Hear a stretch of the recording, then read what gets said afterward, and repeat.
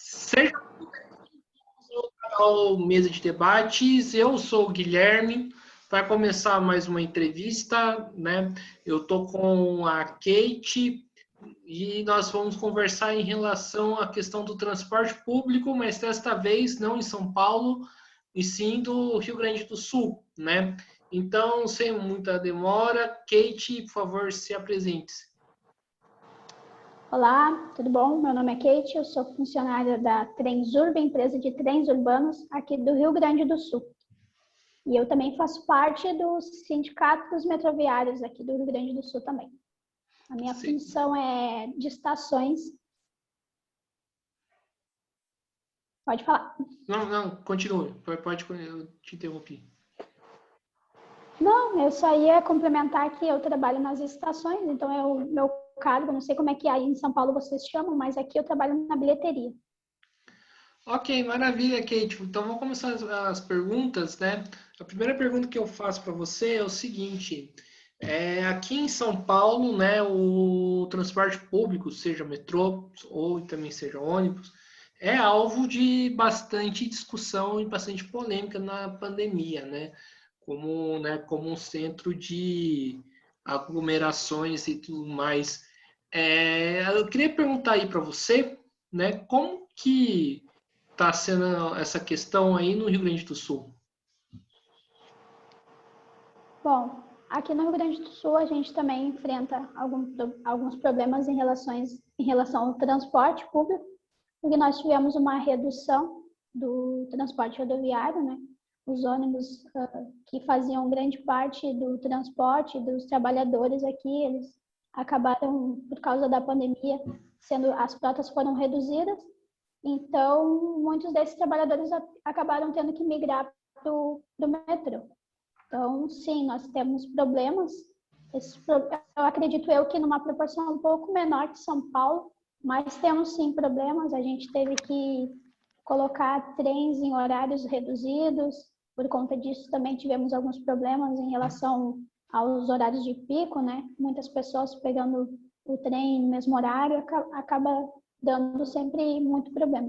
Mas eu acho que a empresa ela teve uma estratégia interessante, assim, em relação durante a pandemia, porque eles conseguiram colocar os trens acoplados. Dessa forma, isso acabou ajudando bastante a distribuição das pessoas nos horários, principalmente nos horários de maior movimento. Eles puderam ficar mais distribuídos dentro dos vagões, né? Isso ajudou bastante. Sim, e em relação ao número de infectados e número de mortos aí na categoria, como que está essa situação? Pois então, nós tivemos aproximadamente 200 funcionários que foram infectados e tivemos 4 óbitos, 4 colegas que acabaram não conseguindo resistir. E é uma categoria que tem 1.050 funcionários, então 200 é um valor bem alto, né? Equivalente a 20% da categoria que acabou se infectando durante a pandemia. Sim, e a questão da vacinação, como que está essa questão tanto da vacina, né?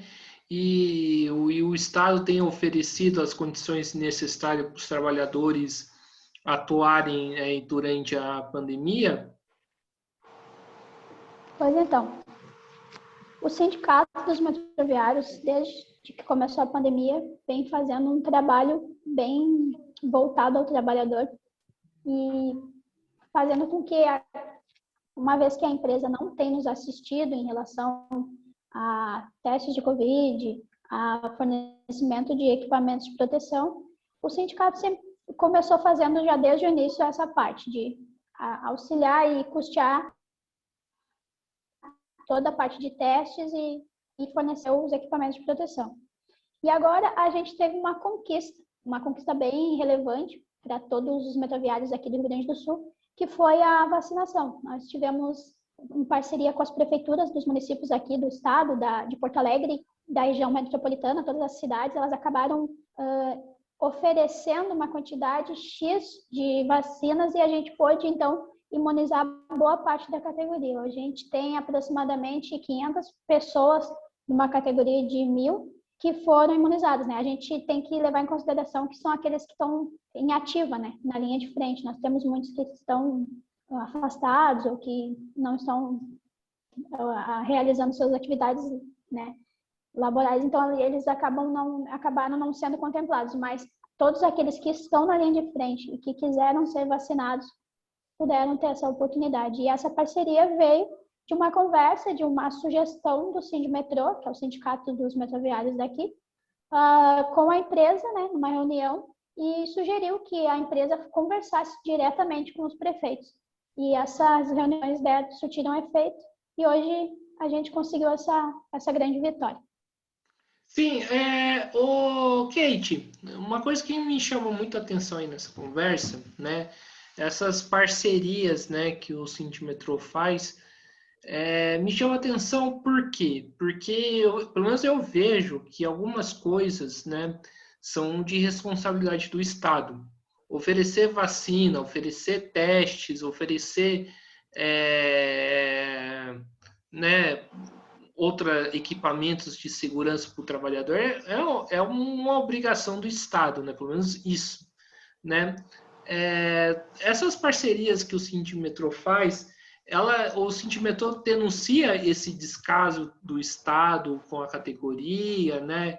Faz essa discussão paralela, senão fica parecendo que, né, que terceiriza, né, tipo, uma coisa, o papel do Estado. Como que é feito isso? Bom, interessante essa pergunta, porque sim, a nossa função ela é totalmente crítica em relação a como que o Estado, como que a empresa, como que o governo, né, administra e cuida dos seus trabalhadores. Vamos falar especificamente do trabalhador, né? Porém, a gente entende que a categoria ela tem uma função muito importante de, na ausência, né, das medidas que deveriam ter sido tomadas pela empresa, na ausência, o Sindmetrô ele precisa estar ali assistindo os funcionários. Então, a briga continua na via jurídica, judicial, digamos assim, tanto que nós temos ações liminares que a gente foi atrás para conseguir a vacinação de toda a categoria, né? Então, a gente conseguiu na justiça, porém, a empresa recorreu e tudo mais. E durante esse período de tempo, nós não abandonamos os colegas, os funcionários. A gente teve que correr atrás de teste e tudo mais. Então, até porque essa é uma situação que a gente não esperava passar, né? Essa crise sanitária que a gente passa hoje é uma situação muito mais importante do que nem eu penso assim, primeiro a gente cuida da vida, depois a gente se preocupa com as outras coisas.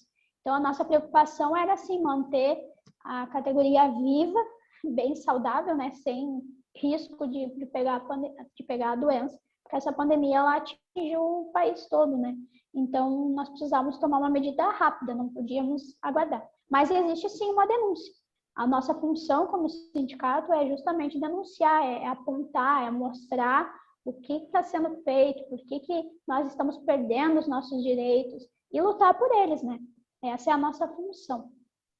E, Kate, existe algum processo de privatização do metrô aí no Rio Grande do Sul? Eu queria que você contasse um pouco mais em relação a isso e como que a categoria está reagindo.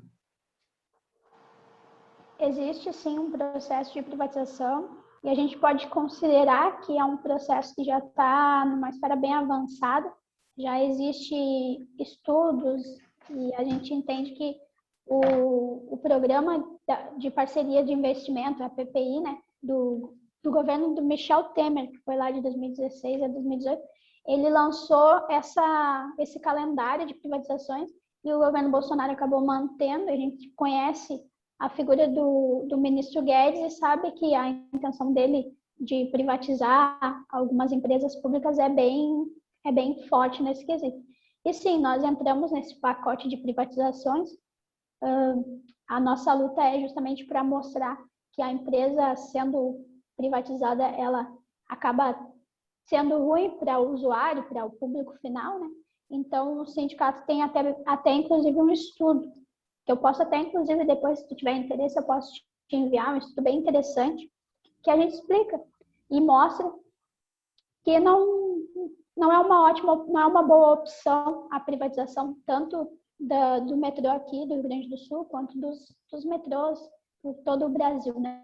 Porque a gente está andando na contramão de países melhores desenvolvidos, como, por exemplo, ao contrário de Londres, que chegou a ser privatizado e acabou se reestatizando porque não foi bem gerido, né? Então, a gente só conhecendo o Brasil e sabendo como que funciona os processos de privatização aqui, a gente com certeza já sabe o que vai acontecer mais lá à frente. Quem vai acabar pagando feio com isso vai ser o trabalhador, né? Aquele que precisa utilizar o metrô. Perfeito. E, Kate, agora saindo um pouquinho do assunto do metrô, né, vamos falar nas manifestações do dia 29, né? Como que foi a organização aí na categoria? Como que a categoria respondeu o chamado, né? Como que foi? A categoria atendeu tanto o chamado do dia 29 quanto agora do dia 19, né? Nós participamos. É dia 19, isso, desculpa. Nós tivemos uma outra, a anterior, acho que foi dia 24, eu acho, do mês passado, né? Então, corrigindo aqui, então, o ato falha. Nós participamos dos 2 atos, né? Pelo menos os diretores do sindicato aqui, todos em peso, estiveram E aqui no estado, nós tivemos a concentração em Porto Alegre e foi muito grande. Eu não sei como é que foi em São Paulo, mas aqui em Porto Alegre nós tivemos uma concentração bem grande, apesar do tempo, que estava bem chuvoso aqui. Mas existe, nós estamos mobilizados, entendeu? E a categoria metroviária mais ainda, né? Porque nós estamos sofrendo bastante desmontes com esse governo e perdendo cada vez mais direitos. Então, a gente precisa lutar, sim, não só pela nossa situação, que é uma situação que a gente entende que está cada vez mais avançada, essa questão da privatização, mas por tudo que a gente está passando, né? Como eu falei, essa crise sanitária é algo que é jamais visto. E o descaso, o negacionismo e todas as outras coisas que estão acontecendo, essa cortina de fumaça toda que acontece, isso tudo só demonstra que nós precisamos, sim, nos mobilizar e sair para a rua para buscar melhoras. Sim. Kate, ainda essa questão, né, um pouco da política nacional, como que o sindicato aí tem enxergado essa atual conjuntura, né, extrema-direita, essa retirada de direitos, a pandemia, a crise econômica e também a crise política? Como que o sindicato tem visto isso? Bom, o sindicato tem visto isso com piores olhos possíveis, né? Porque a gente não tem uma expectativa positiva em relação a nenhum setor. A gente entende que todos os âmbitos da conjuntura nacional hoje são negativos, né?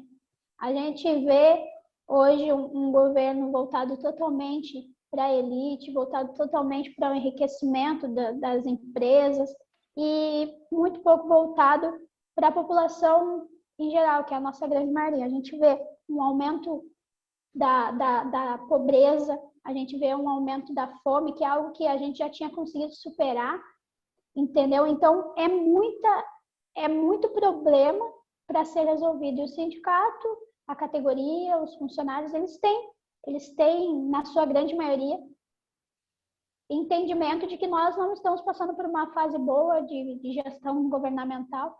A gente precisa, sim, de mudanças. Então, as mobilizações aqui acontecem nesse intuito, né? De buscar para 2022 uma alteração, uma mudança, porque se continuarmos com esse governo, a tendência é a gente perder cada vez mais direitos, é a gente encontrar cada vez mais o caminho oposto ao desenvolvimento, né? Então, a gente precisa, sim, se mobilizar e acho que isso é algo que o país todo está desejando muito, né? Que a gente passe por tudo isso, todo mundo consiga sobreviver, que está complicado.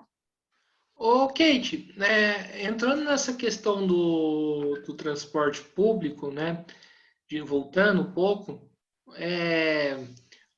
É correto afirmar que a pandemia demonstrou as contradições, né, do sistema público de transporte, os problemas, escancarou para toda a sociedade? Como que você vê essa questão? Eu acho que a pandemia escancarou muitas ineficiências, não somente no modal dos transporte metroviário, mas ferroviário, mais rodoviário, né? Em todos os modais de transporte, a gente pode perceber que durante essa pandemia a gente percebeu que nós estamos bem ineficientes. Em relação a outros países, então, é vergonhoso, né? A gente não tem incentivo do governo para melhorias das estradas, a gente não tem incentivo de governo para melhoria das empresas enquanto públicas, mas a gente sabe que quando privatizadas, o governo continua inserindo e injetando dinheiro, né, subsidiando. Então, é vergonhoso. Se nós formos a fundo, a pandemia ela trouxe e mostrou, escancarou vários problemas, não somente no transporte, mas na questão da saúde, na questão da educação. Então, se nós formos falar sobre a questão da pandemia e o que ela nos revelou, a gente acaba vendo que revelou uma falta de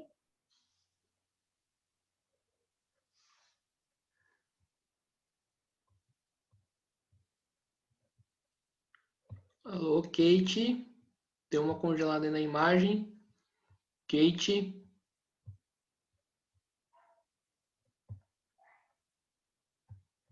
Estamos com um pequeno problema e já retornamos aqui.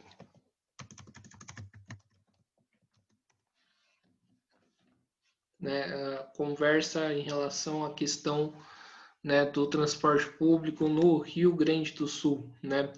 A imagem da Kate congelou aqui um pouco, né, para mim, né? E já ela está de volta, né? Então aguardem um pouquinho, né?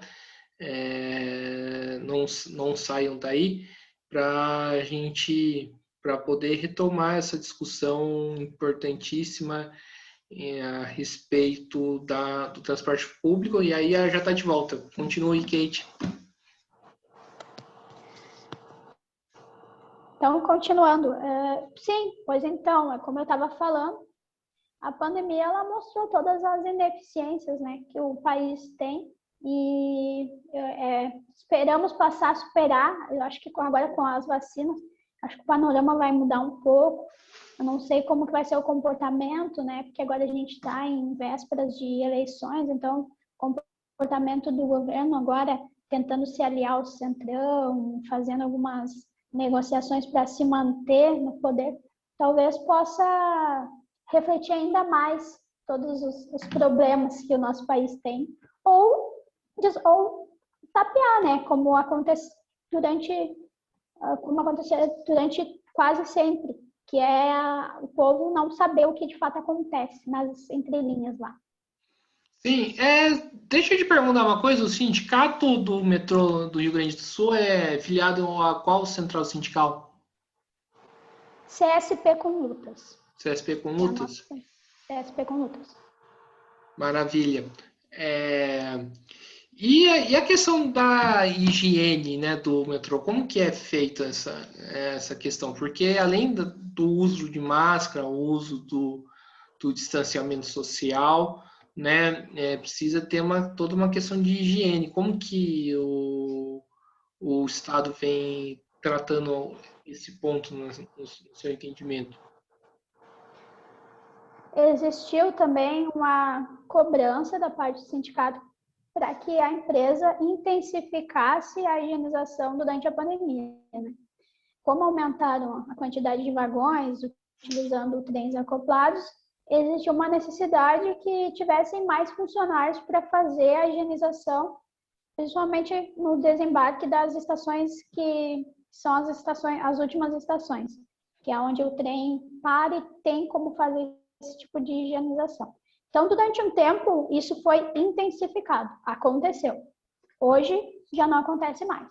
Então, hoje, a gente percebe que depois de um tempo a empresa deu uma relaxada em relação a essa parte de higienização. Porém, foi colocado recentemente totens de, não sei se é assim que se chama, mas de álcool gel, aqueles que são eletrônicos, que tu coloca a mão, ele tem um sensor e cai o álcool gel. Isso também foi uma briga, porque até então eles tinham colocado o PIAs para as pessoas lavarem as mãos, e isso acabou trazendo muito problema, porque, obviamente, colocar água ali disponível para a população acaba dando mais problema em questão de limpeza, né? E agora, com esses totens, acho que ficou um pouco melhor, o pessoal conseguiu ter melhor aceitação. O usuário reclamava muito dessa questão de não ter um álcool disponível ali nas estações. Nós temos hoje 17 estações, então não seria um custo muito alto colocar esse material para higienização. E foi o que a empresa acabou aderindo. E sim, a gente precisou cobrar, e isso tudo foram protocolados na empresa, solicitações para que a empresa intensificasse toda a parte de limpeza, né? Sim. E o Kate, a linha metroviária aí da cidade aí, ela supre, né, as necessidades dos trabalhadores ou ela está aquém? Por exemplo, eu tomo o exemplo de São Paulo, que a linha metroviária de São Paulo é ridícula perto do tamanho da cidade. Como que é aí no Rio Grande do Sul? Bom, ela atende 6 cidades, tá? Ela atende a capital de Porto Alegre, somente no centro, ela vai até o centro da cidade de Porto Alegre, e depois a linha rodoviária atende os demais bairros, né? Mas, digamos que 6 cidades são atravessadas pelo metrô. Tá? A gente tem, onde eu resido, a cidade de Canoas, que faz limite com a capital de Porto Alegre, ela é abastecida pelo metrô, ela é atravessada totalmente no meio pelo metrô. Então, o metrô é hoje o principal modal de transporte para quem precisa sair da região metropolitana e ir até as outras regiões, né? Até o centro metropolitano. Então, eu acredito que é um pouco diferente dessa questão de São Paulo, né? Porque aqui a gente tem 6 cidades que são muito bem atendidas pelo transporte metroviário. Sim, o metrô aí do Rio Grande do Sul surgiu quando? O metrô ele surgiu em 1980 e ele acabou iniciando as suas atividades comerciais em 85. Né? Ele, inclusive, é do mesmo ano que eu. Ele já vai fazer 35 anos de metrô. Nós temos os trens antigos que operam ainda e foram adquiridos 17 novos trens. O nosso maior problema hoje é com a falta de colocação desses trens para rodar. O que acontece? São trens novos, que com certeza têm um consumo de energia muito menor, mesmo com ar-condicionado, eles conseguem ter um consumo de energia menor, mas eles não são colocados para volta e meia, apresentam falhas. E não existe, então, uma cobrança de indenização por essas empresas que forneceram esses trens novos, né? Foram um custo bem alto e hoje a gente não tem essa cobrança de que por que esses trens não funcionam adequadamente. Então, falta então essa cobrança e por conta disso a gente tem um consumo de energia altíssimo, porque a gente precisa rodar os trens japoneses que foram desde a época da inauguração. São trens que já têm pelo menos 35 anos de uso. Então, você imagina como que funciona, né? A empresa aqui, ela apresenta... Pode falar, desculpa. A empresa aqui, além disso, apresenta algumas ineficiências em relação à gestão. E aí eu poderia citar para ti a questão dos contratos obscuros. Acho que isso é um problema que nós temos em todas as empresas públicas, né? Os contratos obscuros que precisam ser avaliados, analisados. Os cargos de confiança, que são bem altos, a quantidade de funcionários contratados para cargos de confiança, para funções gratificadas, e isso aumenta bastante o valor da receita, né, da folha de pagamentos, pelo menos 11% dessa folha é para custear esses cargos de confiança. E a tarifa, a gente sabe que se for colocar ela para que a empresa possa se tornar eficiente, né, para que ela possa se tornar, digamos assim, autossuficiente, ela teria que ser aumentada, o cálculo seria para de 4,20, que é o que a gente paga hoje, para 7,20, entendeu? Então, é inviável, porque o trabalhador não teria condições de pagar. E eu estava lendo agora há pouco que no metrô do Rio de Janeiro foi concedido o aumento de 5,40 para... Não, de 4 e pouco para 5,40. Isso corresponde a um aumento que, se o trabalhador precisar utilizar 2 vezes por dia o metrô, de segunda a sexta, dá R$ 236 mensal, que equivale a 25% do salário mínimo. Então, é um problema que não é só no Rio Grande do Sul, é no Rio de Janeiro, é em São Paulo, né? Então, a gente precisa cuidar muito como que vai ser gerida essas empresas, porque a intenção não é diminuir o valor da passagem. A intenção é aumentar, a gente vê a CCR, o que eles fazem, né? Então, a gente precisa sempre estar fiscalizando essa parte. Sim. Ô, Kate, aqui em São Paulo, né, a gente tem a linha amarela, né, que é uma linha terceirizada e que eu, como usuário, assim, classifico como a pior linha do metrô, não por conta dos trabalhadores que são, né, dedicados ao seu trabalho e tudo mais, mas por conta, né, dessa precarização do transporte. Tem alguma linha privatizada, terceirizada aí no Rio Grande do Sul? Não, nós não temos. A gente tem o setor da manutenção, que hoje ele é totalmente privatizado, terceirizado, né? A gente tem os setores de limpeza e manutenção, que são... E daí a gente já tem uma noção de como que funciona, né? Que hoje a gente tem um gasto muito alto com as manutenções preventivas e tudo mais, devido a essa privatização, essa terceirização desse serviço.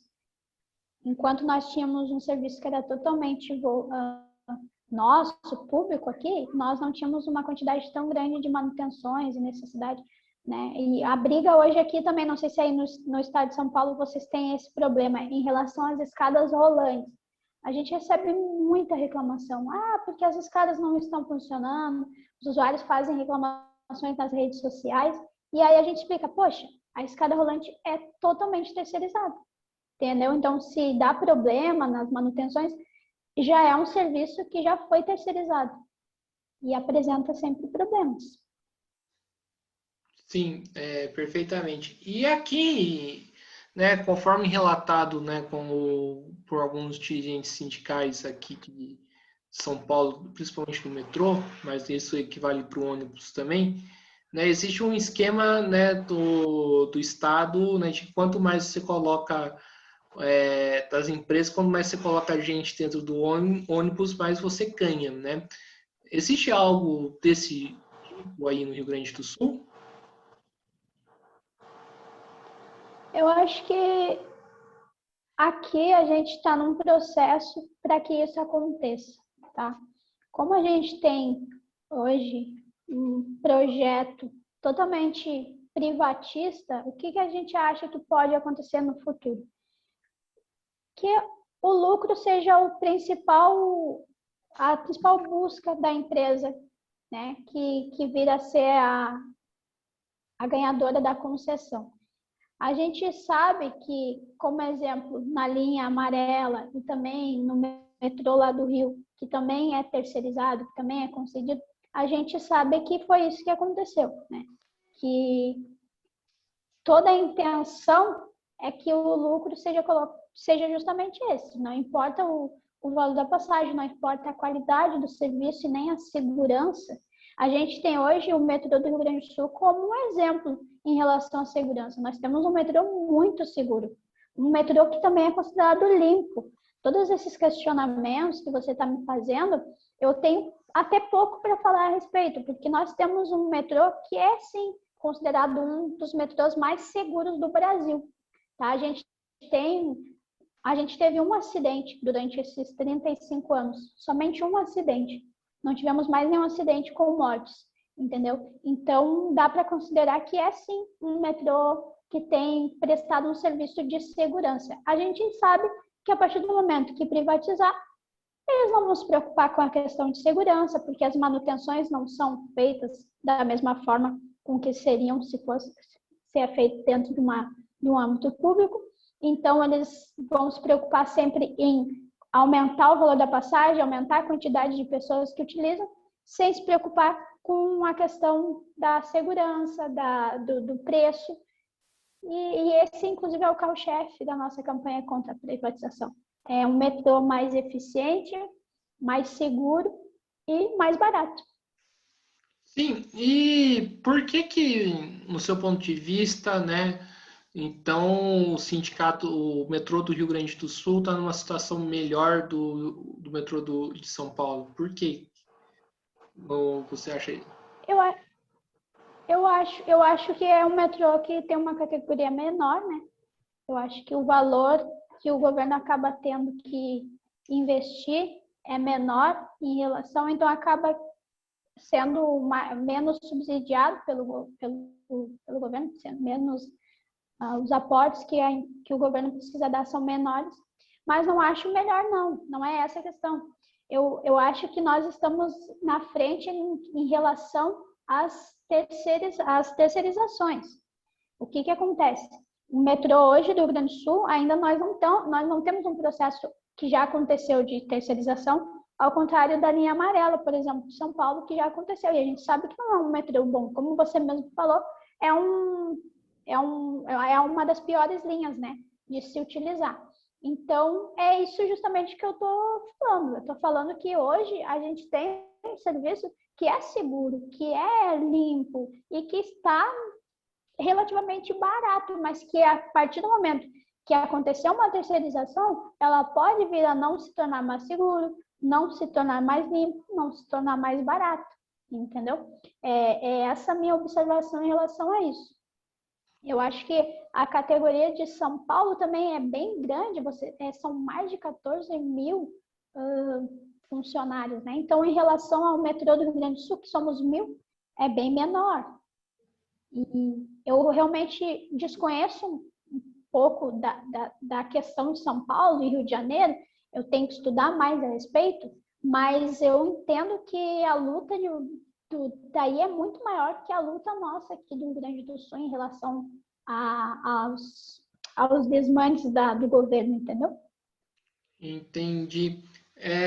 E frente a tudo isso que a gente está discutindo aqui, pegando de modo geral, né, não aí no Rio Grande do Sul, dá para se dizer que o transporte hoje é realmente público? Aqui no Rio Grande do Sul, você diz? Não, de modo geral.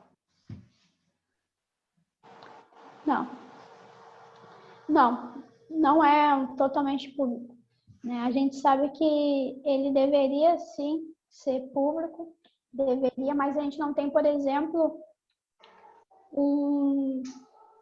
uma união dos serviços, como por exemplo, tu sair do teu trabalho e se tu precisar pegar um trem, um ônibus, tu poder pegar e eles terem integração. A gente não tem integrações em alguns lugares, a gente tem um processo avançado de concessões, e todas essas concessões elas vão acontecendo gradativamente, e daqui a pouquinho nós vamos estar numa situação que quase todos os metrôs do Brasil não serão públicos, serão privatizados. Então, hoje não dá para considerar que ele é um metrô totalmente público, não. Entendi. Até porque eu acho que não é possível que todas as pessoas utilizem o metrô. Para que ele seja público, ele precisa ser barato. E o metrô, ele ainda é muito caro. Tem pessoas que não têm condição.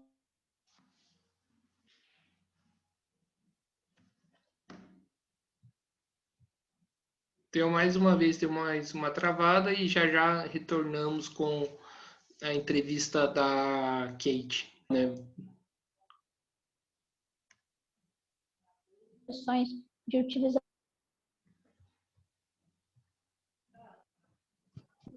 Repete de novo, porque travou. Desculpa, eu não entendo. Qual foi a última pergunta? Né, da questão do transporte público, você cortou a sua fala porque travou.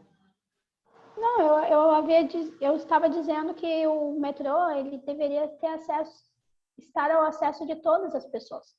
E a gente entende hoje que com o alto valor das passagens, ele não está ao acesso de todas as pessoas. Para que ele fosse público, a gente já paga os nossos impostos. Então, a gente deveria ter um acesso ao metrô que fosse praticamente 100% subsidiado pelo governo. A gente simplesmente só teria que ter o deslocamento, mas a gente não tem isso. Então, não dá para considerar que ele é um metrô 100% público dentro dessa minha visão. Sem contar as concessões, as privatizações que estão acontecendo. Vai chegar um momento que o metrô do Rio de Janeiro, de São Paulo, de BH, do Rio Grande do Sul, vai ser totalmente privatizado. A passagem vai estar num valor muito alto, acima do que a população teria condições de pagar, e ele vai acabar sendo elitizado. É isso que eu acredito, que o transporte vai ficando cada vez mais elitizado. Sim, mas aí, Kate, né, tem aqueles que afirmam que o Estado não tem dinheiro. Sempre a gente escuta isso, né? Ah, o Estado não tem dinheiro, então por isso eu tenho que aumentar o preço da passagem. Ah, o Estado não tem dinheiro, por isso que tem que, né, aumentar, né, tipo, tem que cortar direitos, né? Você proporia um outro meio, né, de bancar o metrô sem ser a questão da passagem? Qual meio que seria? Taxar as grandes fortunas, né? Cortar os grandes salários dos políticos e até dos diretores do metrô, né? Qual é a saída? Pois então, esse estudo que eu estava falando a respeito, que é um estudo que foi realizado aqui pela categoria metroviária do Rio Grande do Sul, esse estudo fala justamente isso. Não fala sobre nós subsidiarmos 100% da passagem, porque a gente tem um entendimento que isso é bem complicado de acontecer. Mas para que se mantenha a passagem no valor que está, para que, sei lá, se o aumento for ali 1%, se vá de 1,5%, de 4,20, que é o valor da passagem hoje, para 4,25, e fazendo esses ajustes, conforme o estudo indicam, nós conseguiríamos sim manter a empresa pública com uma passagem que já está garantida 4,20, 4,25, que a população eu também entendo que durante um bom tempo teve uma defasagem, né? E essa defasagem, como aconteceu a mudança de uma hora para outra, isso acabou impactando bastante nessa questão do aumento da passagem. Mas 4,20 é um valor que é justo para o benefício que a passagem oferece. Que a passagem não, que o transporte oferece, de poder percorrer por toda essa região de 6 cidades e tudo mais. Mas, assim, esse estudo ele fala justamente sobre essa redução dos custos, né? Da má gerência. Daí a redução dos cargos de confiança, a extinção desses cargos, na verdade, redução do consumo de energia, melhor utilização dos espaços comerciais, que hoje aqui no Rio Grande do Sul a gente não tem um aproveitamento bom. Então, tudo isso ajudaria para que a passagem pelo menos congelasse. E aí, congelando a passagem, a gente teria um serviço de qualidade que seria um serviço barato. Então, mas eu acredito que essa ideia é uma utopia de que a passagem fosse 100% subsidiada pelo governo. Hoje eu não vejo possibilidade de que isso aconteça. Eu acho que teria que ter uma reforma muito grande dentro da questão política para que nós tivéssemos isso, né? Sim, e quanto tempo que demora aí, né, um tempo, normalmente uma viagem, né, e quanto tempo que as pessoas costumam, né, ficar aglomeradas dentro do metrô, sendo expostas ao vírus?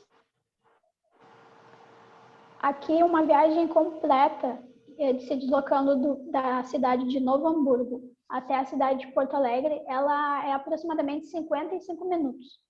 Então, tu fica menos de 1 hora para percorrer todo o deslocamento da linha férrea, né? Geralmente, as pessoas não ficam mais do que 20 minutos dentro do transporte, a não ser que elas realmente façam esse deslocamento todo, que seria de Porto Alegre até Novo Hamburgo. Mas a grande maioria das pessoas reside na região metropolitana.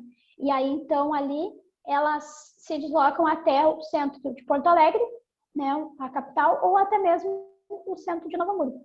E aí, então, esse deslocamento do centro para os extremos é aproximadamente 20 minutos.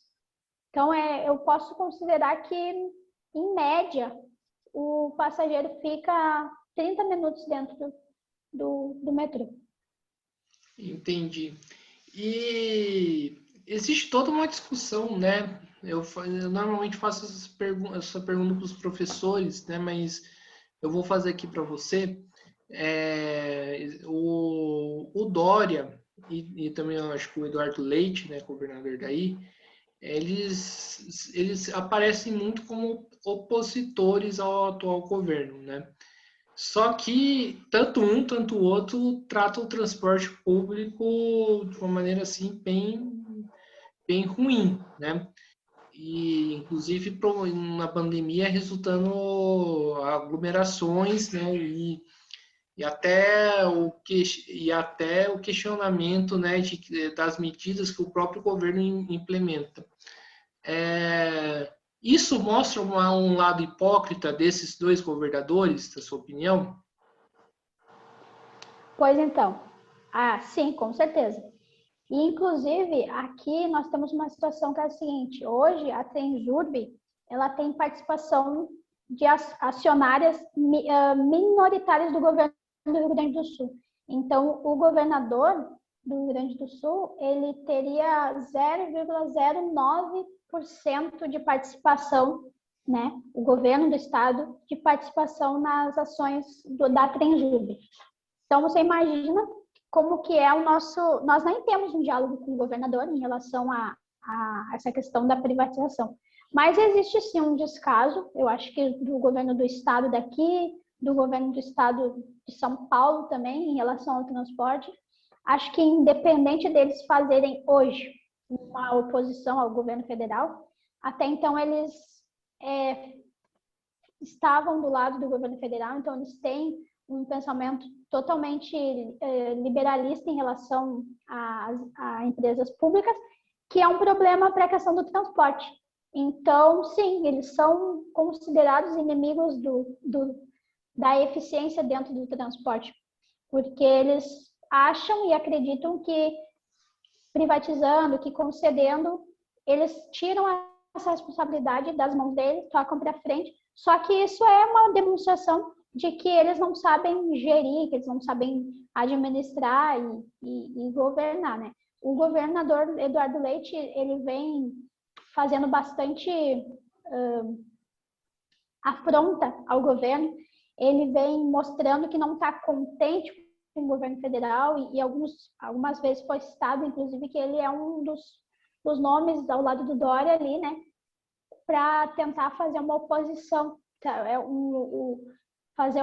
trazer um centro ali entre o Lula e o Bolsonaro. Então, eu não sei qual que vem, não sei se vai ser o Dória ou se vai ser o Eduardo Leite, mas tanto um quanto o outro, para mim, não faz diferença nenhuma. As intenções deles a gente conhece muito bem. Sim, e a população tem respeitado o distanciamento social, pelo menos tentado respeitar a questão do distanciamento no metrô, né, o uso de máscara, como está sendo essa situação? Olha, bom, eu acho que no metrô sim, eu acho que tem bastante entendimento, que existe uma necessidade do uso da máscara, eu acho que o pessoal aqui é bem consciente em relação a isso. Claro, a gente sabe que tem algumas pessoas que realmente não adianta. O que eu posso te dizer, assim, baseado por onde eu moro, sabe? Eu moro na região metropolitana, eu moro num lugar que é mais humilde, digamos assim, e lá eu percebo que a população não está muito preocupada com essa questão da pandemia. Assim, a gente vê um certo descaso. Mas nos centros urbanos aqui, a gente percebe que o pessoal é mais cuidadoso, assim. Nos bairros mais para o interior também, a gente percebe.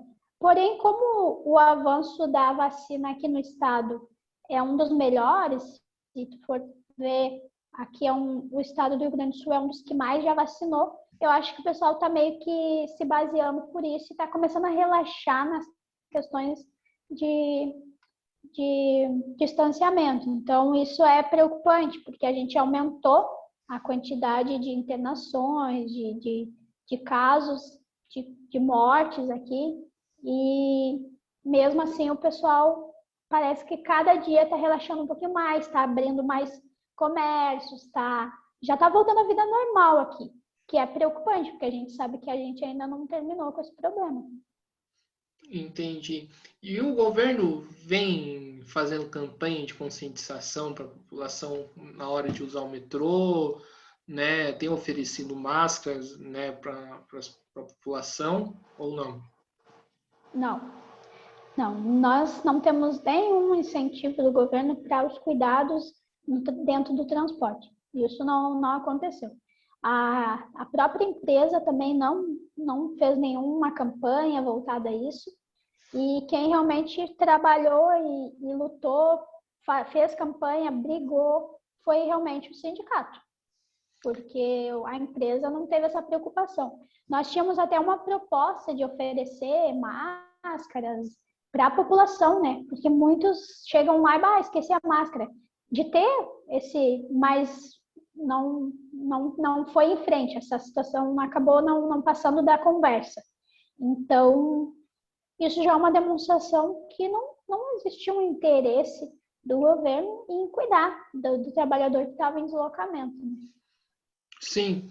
E existe alguma discussão a respeito, né, do chamado lockdown, do chamado isolamento social aí no sindicato do metrô? Porque pelo menos eu vejo que a questão do transporte está relacionada a isso, né? Porque se as pessoas pegam o transporte, é porque elas precisam trabalhar, porque se elas precisam trabalhar, porque o governo federal e os governos estaduais não deram as condições necessárias para que ela fizesse esse lockdown. Então, existe alguma discussão desse tipo aí no sindicato do metrô? Existia. Hoje a gente não tem mais uma discussão dentro dessa dinâmica, assim, porque, como eu te falei, diminuíram os casos e por conta de diminuírem os casos, de voltar a gente já voltou às atividades, foram totalmente normalizadas. Por exemplo, os trens já foram colocados em mais horários, então diminuiu a redução dos trens, né? Se manteve os trens acoplados e a quantidade de usuários aumentou, sim, obviamente, né? Mas os funcionários continuaram exercendo as suas funções. Inclusive, nós não paramos em nenhum momento. A gente teve uma paralisação somente, que ela aconteceu de 2 horas. Foi o máximo que os trabalhadores aqui se mobilizaram. E a gente manteve as nossas atividades. Claro, com muito mais cuidado, né? Com muito mais, digamos assim, distanciamento do usuário, tentando prestar um serviço, mas com mais distanciamento. E essa foi a medida que a gente tomou em relação à pandemia, tá? Lockdown, sim, era uma pauta nossa, era algo que nós queríamos, mas a gente também tinha entendimento que a população, principalmente o trabalhador da saúde, de serviços essenciais, precisava se deslocar. E como a gente já estava com problema em relação ao modal rodoviário, a gente precisou suprir essa necessidade da população que precisava, que necessitava, que não tinha outra opção. Então, o metrô se manteve o tempo todo aberto, nós não fechamos em momento algum, mas a gente sempre lutou para que o lockdown fosse realizado, para que o governo assumisse essa responsabilidade de puxar o lockdown, entendeu? Então, esse era um entendimento da categoria aqui. Sim, perfeitamente, Kate. E existe toda essa discussão, né? A direita afirma que mas não pode aglomeração, mas o transporte público tá lotado, né? Não pode abrir o comércio, mas o transporte público tá lotado, né? Eu queria que você rebatesse esse tipo de argumento, porque parece que serve de muleta, né, para justificar política oportunista, né? Queria que você comentasse um pouco em relação a isso. Bom, bem como tu falou, uma política oportunista, né? O que acontece? Nós não tínhamos como parar tudo totalmente, porque a gente tinha os funcionários da saúde para fazer seu deslocamento, a gente tinha os funcionários dos serviços essenciais em geral, todos esses precisam se deslocar. Então, o que acontece? Quando vem esse tipo de comentário, do tipo, mas o transporte público está lotado. Obviamente, a gente sabe que o transporte público ele é lotado, ainda mais quando a gente tem as empresas de ônibus que pararam, que diminuíram suas frotas, que reduziram a quantidade de funcionários, que não pagaram os seus funcionários em dia e que então esses funcionários acabaram não indo trabalhar, porque tu imagina tu ter que trabalhar numa pandemia e não receber. Obviamente, isso não vai, né? Então, a gente teve uma grande crise no setor de ônibus aqui do estado do Rio Grande do Sul. E, por conta disso, a Transurb, por exemplo, ela precisou atender essas necessidades. O transporte público aqui não dá... Eu não considero que o transporte público ele é um transporte público ineficaz. Aqui, eu digo na questão do metrô. Por quê? Porque nós não paramos, nós continuamos exercendo as atividades, nós criamos estratégias para atender e respeitar o distanciamento. Então, tudo isso foi realizado. Obviamente, tem aqueles que reclamam, mas eu tenho que pegar o transporte público. Isso a gente só lamenta, porque não tem outra opção. Realmente, tem que parar as atividades, precisava fechar o comércio, fechar tudo aquilo que não era essencial, precisava estar fechado, mas as outras funções continuavam acontecendo. E nós aqui, a gente só tem a nossa função principal fornecer, realizar um serviço de qualidade para a população, e foi o que aconteceu. Então, as pessoas que fazem esse tipo de comentário de que o transporte está sempre lotado, nós não temos outra opção. Se nós não temos ônibus, as pessoas precisam se deslocar. Então, a única opção é hoje o metrô, né? Sim, e como está o sentimento da categoria perante tudo isso? Né? Já foi pior, agora está um pouco melhor em relação, mas logo no início que a gente percebeu que nós estávamos trabalhando, enquanto estava todo mundo parando, enquanto que o país todo estava preocupado com a questão da pandemia, a gente estava tendo que trabalhar, a gente não tinha outra opção. Então, tu imagina a quantidade, que nem eu estava falando hoje, numa live que eu participei, eu estava falando que hoje o sentimento é que todas as pessoas hoje precisam de um auxílio psicológico, porque já não é mais o mesmo sentimento de 2019, que a gente ia trabalhar bem, preocupado com as conquistas futuras. Não, hoje todo mundo ficou com alguma sequela em relação a essa pandemia. O trabalhador tem medo de perder o emprego, porque sabe que não está fácil de conseguir um outro emprego. Aqueles que têm que cuidar para não perder. Os que estão sem emprego não conseguem arrumar um outro emprego. Então, tu imagina uma categoria que não para um minuto sequer, sofrendo, correndo o risco de ser privatizado. Muitos aqui com muitos anos de casa, que nem a gente costuma dizer, que se sair daqui não sabe nem andar, porque andou a vida toda aqui dentro. Então, tu imagina o sentimento de medo que tudo isso nos causa, né? A pandemia, ela mostrou as nossas ineficiências, como eu falei antes, em relação ao governo, mas não só em relação ao governo, em relação a tudo, até a nós mesmos. O quanto nós somos frágeis quando a gente passa por uma situação que a gente não espera, que a gente não imagina que venha acontecer, né? Então, o sentimento hoje é um pouco com alívio em relação à vacinação que chegou, mas com temor em relação a tudo que pode acontecer, que a gente não sabe. Esse governo é um governo de surpresa. A gente acorda e a gente recebe uma notícia, entendeu? E agora que nem foi ontem o Bolsonaro xingando a jornalista, a mulher estava prestando um serviço, ela faz um serviço de informação, de trazer uma notícia, e ela foi simplesmente humilhada por ele. Então, ele é uma pessoa que ele é imprevisível, a gente não sabe o que esperar dele e do grupo dos jagunços que andam por volta dele. Então, é de medo. O medo, ele é constante. Sim, e você falou que o transporte público aí é até considerado bom, mas ele pode melhorar em alguns aspectos, como, por exemplo, a própria questão da expansão? Pode mesmo. O que eu acho que é imprescindível, em primeiro lugar, é que antes da expansão a gente cuide do que a gente já tem. Então, é preciso atender algumas necessidades que ainda não foram atendidas. A gente tem ainda muitas estações que não têm acessibilidade, então precisa sim responder às necessidades da sociedade, né? Isso é emergente, já deveria ter sido acontecido. Então, eu acho que antes de expandir, precisa cuidar do que já temos. Como eu falei, esse estudo mostra tudo que precisa ser melhorado.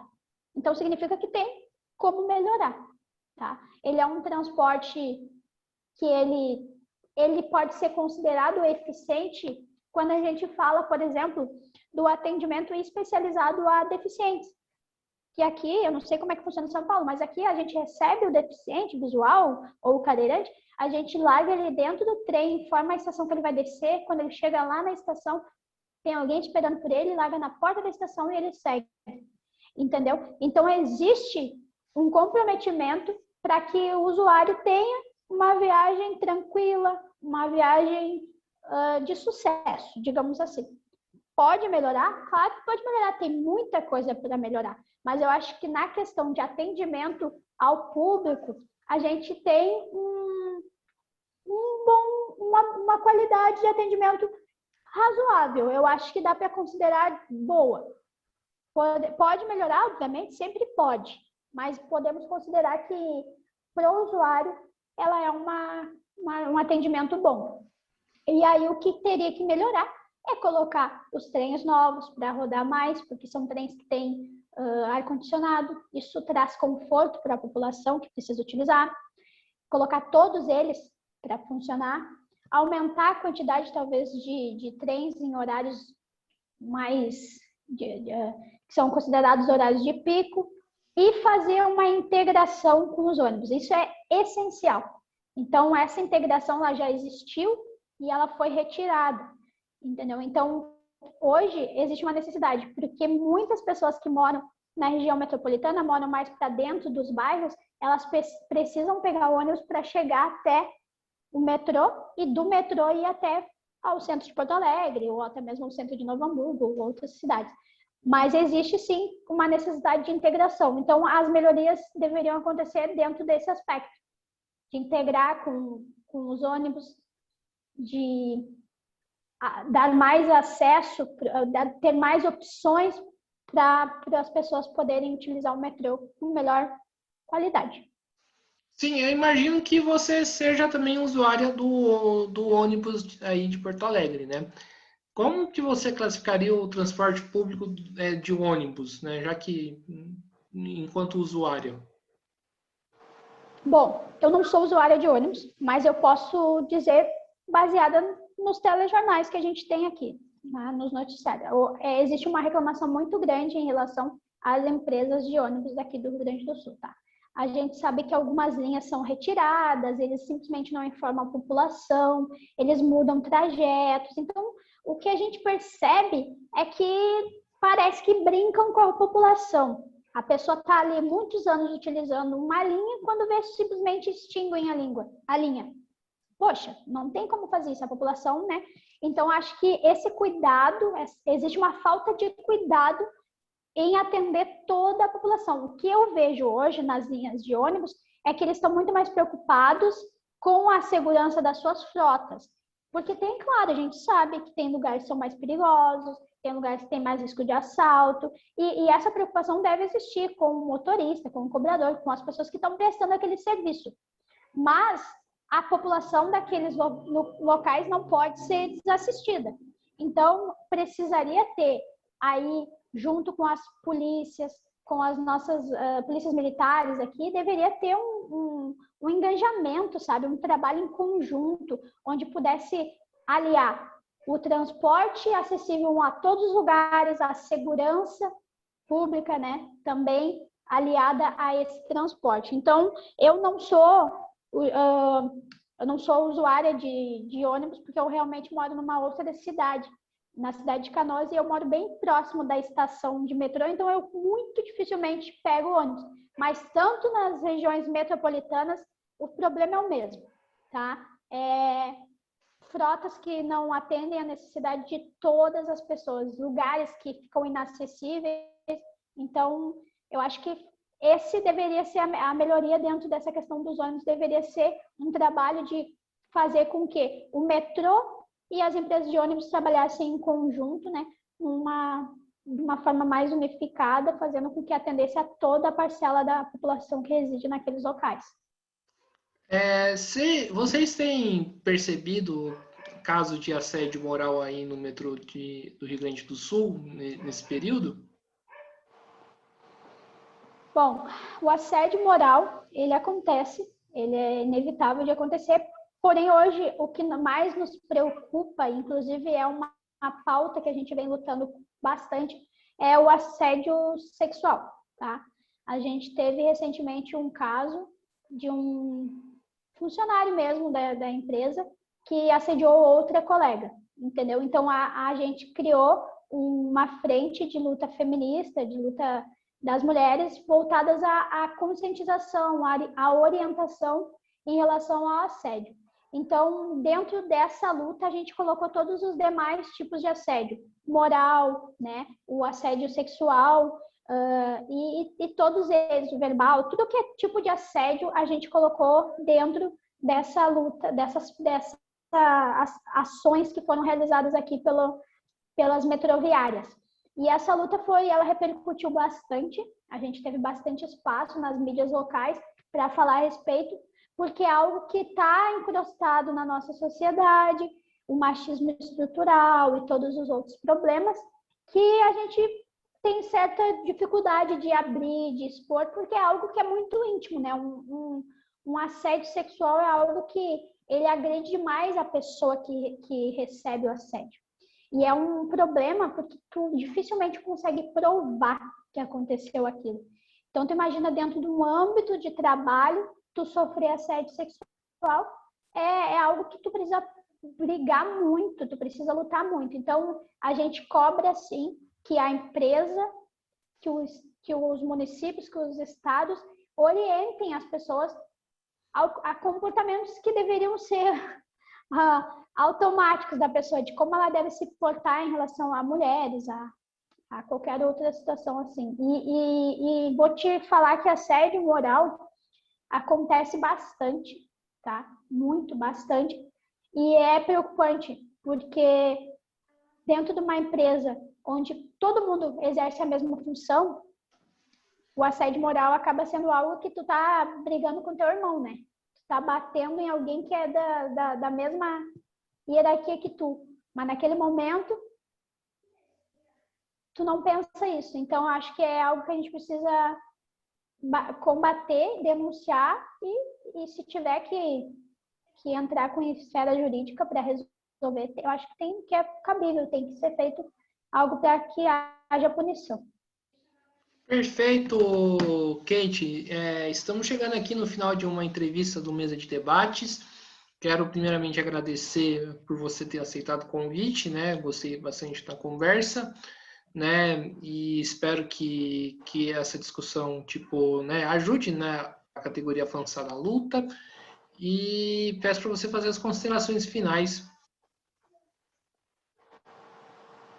Bom, eu queria agradecer a oportunidade. Eu peço desculpa, eu não tenho muita experiência para falar assim, em entrevista. Eu realmente precisava ter um pouco mais de experiência para conversar, mas foi muito bom, foi algo que eu tenho certeza que vai me ajudar bastante no meu aprendizado dentro da luta sindical, da minha luta aqui como diretora. Então, agradeço a oportunidade, peço desculpa por qualquer equívoco, por qualquer informação que eu possa ter passado equivocada. Espero que tenha sido de bastante valia essa entrevista e muito obrigada por essa conversa, foi bem prazerosa. Maravilha, então, mais uma vez, muito obrigado a Kate, né? Muito obrigado a você que estiver nos assistindo, né? Peço para que se inscreva no canal Mesa de Debates de Tudo Um Pouco, curta esse vídeo, curta outros vídeos que o canal produziu, né? No YouTube, curta a nossa página no Facebook, Mesa de Debates, né? Compartilhe nas redes sociais esse e outros vídeos e siga a gente no Instagram, né? Que a gente também está lá. Então é isso, pessoal. Fiquem atentos à nossa programação e até a próxima. Fui.